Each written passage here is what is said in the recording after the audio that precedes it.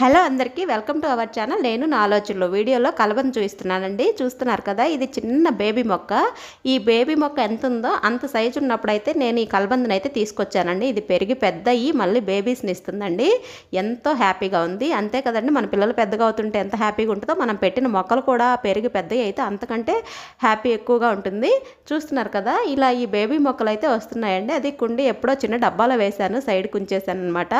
ఇప్పుడు దానికి ఇక బాగా పెరుగుతుందని ఫస్ట్లో తీసుకొచ్చినప్పుడు అయితే ఎక్కువ వాటర్ వేసానండి, తడారకుండా. అప్పుడు అసలు పెరగలేదు, అదొక కలర్లో ఉండిపోయింది. ఇక దాన్ని వదిలేసాకైతే ఇదిగోండి, ఈ డబ్బాకి మించి హైట్ అయితే పెరిగిపోతుంది. దీనికైతే పందిరి వేయాలండి, అంత హైట్ అయితే పెరిగింది. కలబందకు పందిరి వేయడం మీరు ఎప్పుడన్నా చూసారా? కానీ దీనికైతే పందిరి అవసరం అండి, చాలా పొడవుగా అయితే ఉంది. ఇది ఇంటి ముందు ఉండడం మంచిదని కొంతమంది అంటారు, మంచిది కాదని కొంతమంది అంటారు. ఇదైతే మనకైతే తెలియదండి, మీకు తెలిస్తే కమెంట్ చేయండి. దీన్ని కొంతమంది గుమ్మాలకు కూడా కట్టుకుంటారు కదండి. ఇది గుమ్మాలకు కట్టుకుంటే అష్టదరిద్ర